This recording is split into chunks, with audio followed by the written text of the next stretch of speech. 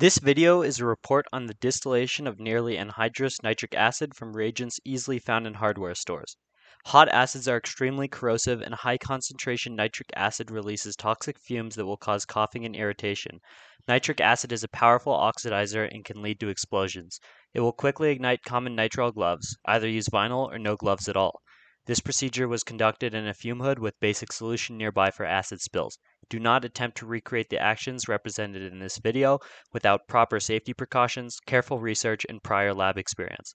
440 grams of potassium nitrate from stump remover was weighed and added to a 1000 milliliter round bottom flask. This mass is equivalent to 4.352 moles.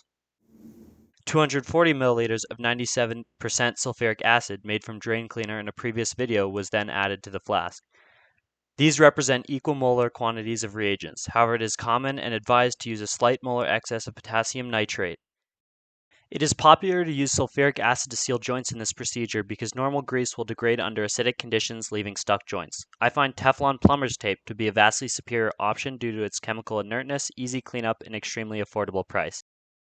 Before heat was even applied, the reaction flask began to fill with orange vapor.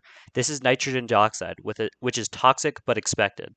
Foil was wrapped around the setup to reduce exposure to light and help nitric acid come over. The dark red color grows as the flask heats up until the nitric acid begins to boil. Nitric acid boils at roughly 83 degrees Celsius, but the process is not very temperature sensitive, so the heat was allowed to rise until the acid came over at a steady rate. Here you can see the acid beginning to condense in the adapter. It is important not to fill the flask much more than halfway, as the mixture will likely begin to foam during the earlier stages of the reaction. The dark red color of nitrogen dioxide will also nearly disappear once the proper temperature has been reached. The collection ran for about 2.5 to 3 hours. Here the overall reaction and mechanism can be seen.